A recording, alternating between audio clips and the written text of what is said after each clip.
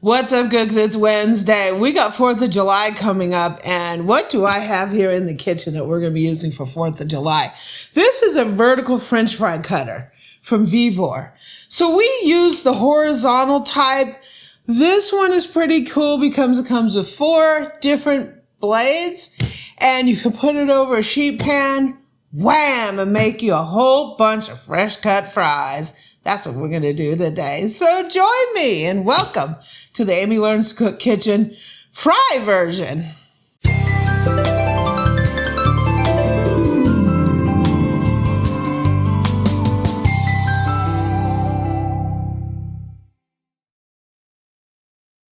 Okay, so we have a holiday coming up and we're having some people over and we're baking hamburgers and hot dogs, corn on the cob, watermelon, fruit, all that fun stuff. Potato salad would be nice. Well, we don't need potato salad because we're going to have fresh cut French fries. We can have both. We can have potato salad for dessert. So I'll put links to this down in the description. Thank you, Vevor, for allowing us to try this out. Whoa! So we've tried, whoa! This is a commercial French fry cutter, guys. We tried the ones that are horizontal, where you put the potato on this side and you crunch down and it goes across. This one's vertical, so it stands up, punch it down, and the potatoes are going to go under it. Whoa. It's going to be easier to use. This is pretty cool looking. Pretty cool looking. Whoa.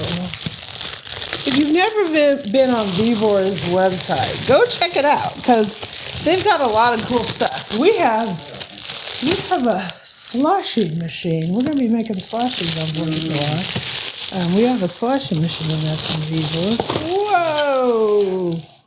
Yeah. So this comes with some different blades. Our other one only comes with like just one.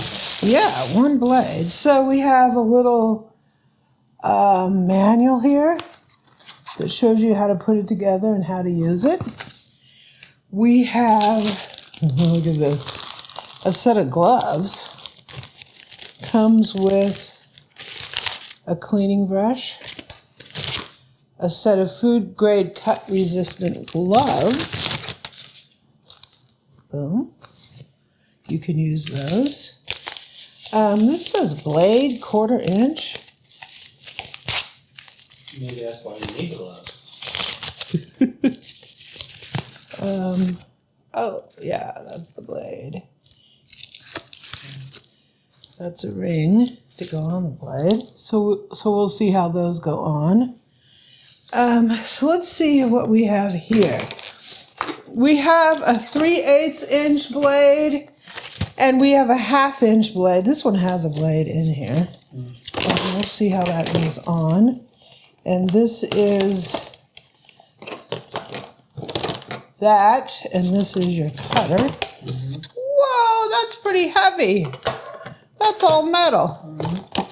So what size are we going to? This is a 3/8. So this is like a smaller dicer. You can use them to dice and you can use to French cut. I think we're going to use this one here for the French fries. It also has a wedger. So you can wedge apples, you can wedge potatoes. We can make some potato wedges and throw them in the air fryer. I have a little experiment that I'm going to do with this. I'm trying to make those, we used to call them like mojo potatoes or JoJo's. Well, there's a place here that they have a pressure fryer and they cook them in the pressure fryer. They batter them and cook them in the pressure fryer. So it comes out with a batter on the outside, but then the potato wedge is really soft. And I want to try something similar. Obviously don't have a pressure fryer like they do at KFC or something. But I'm going to try doing it steaming them. So here is our wedger.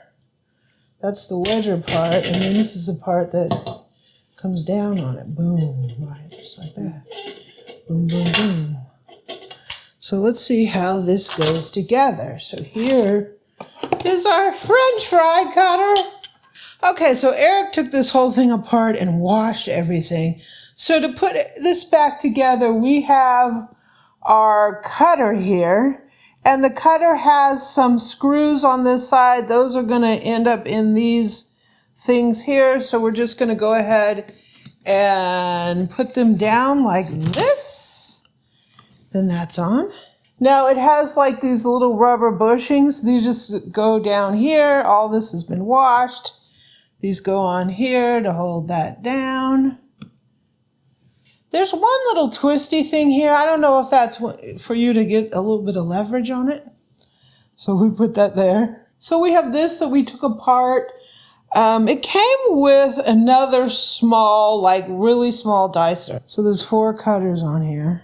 We're going to put this on here because that's where the holes are. There's 2 little holes here. So we just have these little screws. We washed all this stuff. So we're just going to screw those down. This is actually easier to put together than the other one. It's way easier than the Gander Mountain one that we had. Yeah. That one's really hard to get back together. You can use pliers if you feel you need to get those things tighter. I'm going to take this back off because I shouldn't have put that on there. So we're going to go ahead and we're going to just put this down on here. This is our boomer, right? And this is where our handle goes. So we're going to put, it has this like little, what are these called? Key? Yeah, key pin. Oh. We're going to put the handle in here and we're going to push this pin through. And the pin has a little pop-out thingy at the very end, so that's why you don't have to secure it on the other side. Okay, these pins are not identical. The shaft diameter and all that stuff is, but you'll see this one here, he's got like this little half washer lock thingy bopper, so I think he goes into a different part. This is the part that Amy probably needed to use that wasn't letting her go all the way through. So let's try this again with this guy.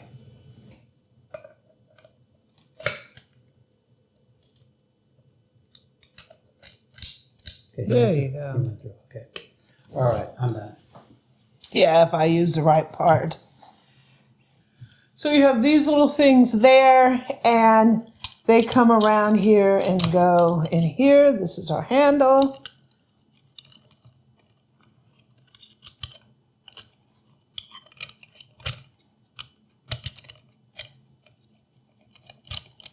There you go. So we're ready to go. Boom, boom. Let me go get a sheet pan so we can put this on here so we can do our potatoes. Okay, let's cut some fries, right? So we're going to lift this up. We're just going to put our potato on here. And this is our little holder. Boom. Yeah, that worked good. All right, Boo. Tell me how you really feel about these potatoes. Here you go, potato. Bam. Wow, that works really good. This works really good. I'm sorry. I do like the other one, but this actually works really good. I think it's easier to use. Huh? It's easier to take apart and clean, but I think it's also easier to use. It's a little more simpler. Yeah, it's really smooth. Bam, look at this. So when you have a big old party, summer party, 4th of July, Memorial Day weekend. Wow. Look at that. Look how fast we did all these potatoes. Wow. Here's our fries. You guys ready to cook up some fries? Let's do this. Yay! Yum. So we're getting ready to fry these fries up. We're going to use the twice fry method. We've done this before. You want to keep your fries in water so it gets that extra starch off and it also keeps them from browning. I use cast iron. This is how I fry. This is a Le Creuset deep saute chicken fryer, basically chicken fryer. They call it a Cassidou, but this is a 5-something quart. I'll put a link down in the description. I don't use those electric fryers. They're hard to clean. They don't get hot enough. So what we're going to do is we're going to be cooking these on a lower temp. I have it right around 300. We're only going to cook them for a couple minutes. We're going to take them out and let them cool some. And then we're going to do the other batches, and then we're going to start the second fry. And we're going to be doing that higher, probably at like 375.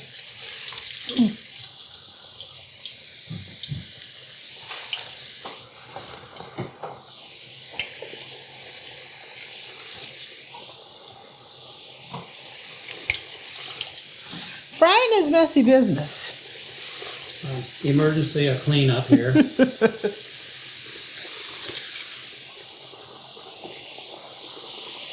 You don't want to put these in there while they're wet.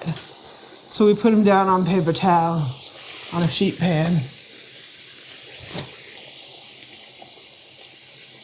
Because if you put them in there while it's wet, that oil's going to go poo-poo.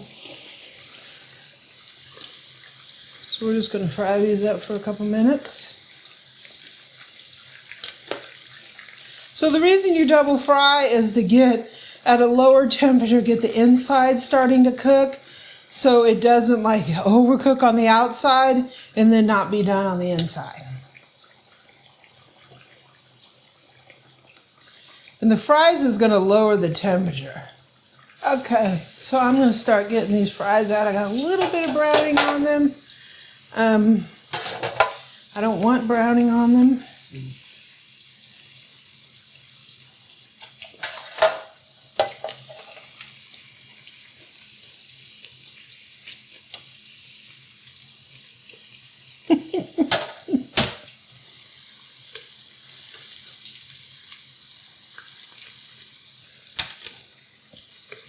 I kept getting readings like in the low 200s, which is kind of odd. Well, they dropped. Thinks it's about 260. So let me get the other batch. Batch number 2. Woo! Doesn't play around with that heat. Frying is a dangerous business.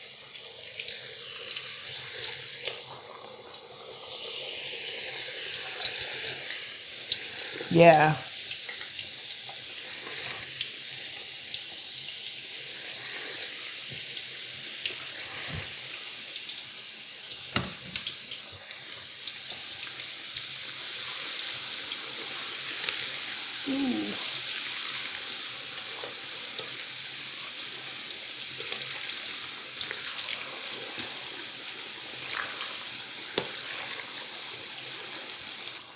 Cast iron is your best bet because it's going to retain as much heat as possible in a pan, appliance, or anything. Cast iron will retain the most heat, so it'll help with dropping. Okay, time for these to come out.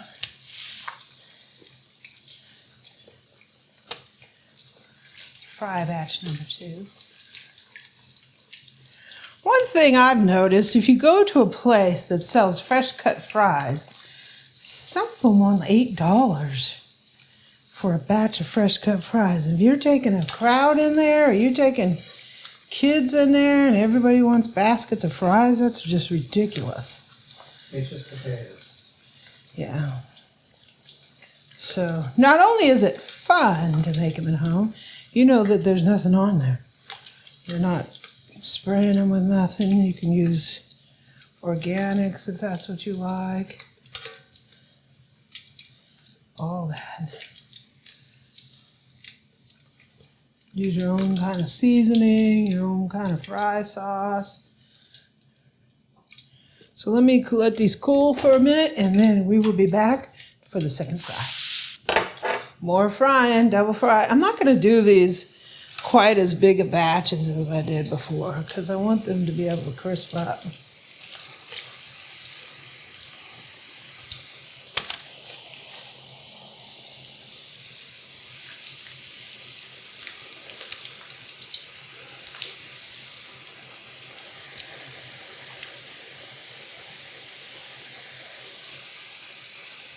I don't want it to go over.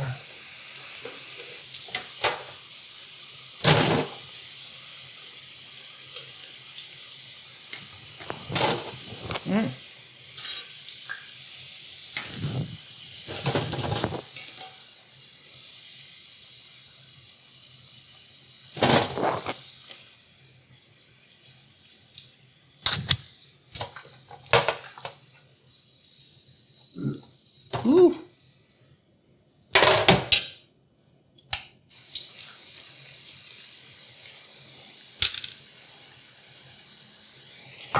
So these fries, I'm gonna just take some, throw them in this bucket here.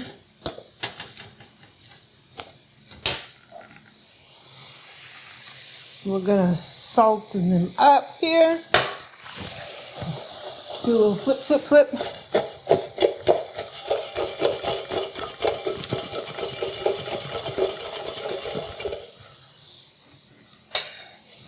And I got a plate here with some fries here for my boo.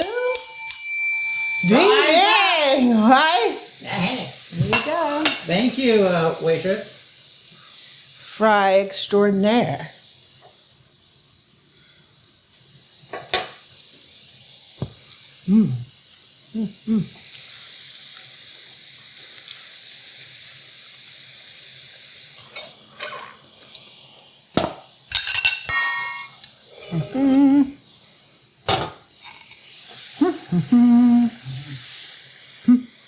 Woo! They're hot. Tasty. Okay. Crispy fries.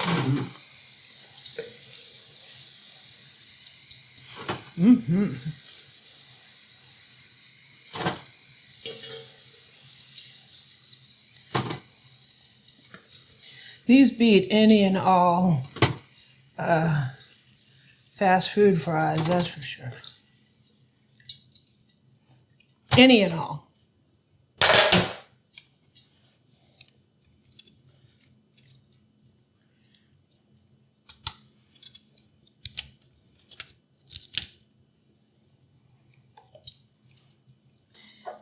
Hey, Boo, have you seen the missing fries? I could swear I saw some around here somewhere. Haven't seen them.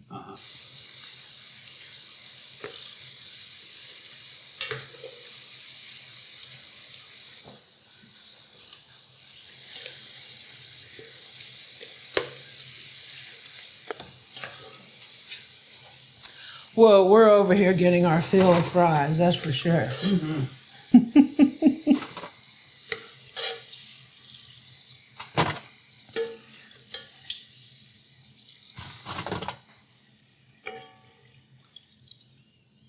Woo! And we got our last batch here, a small batch. So look at that, cooks. Big plate of fresh cooked French fries. The Vevor did amazing. I actually kind of like it better than the one we had to went on the side. It was easier for me to push it through, and it's easier to assemble and clean. Yeah, easier to clean up. So yeah. So yeah. Hope you enjoyed this. We had a little bit of fun. Happy 4th of July. Happy picnics. And happy making French fries.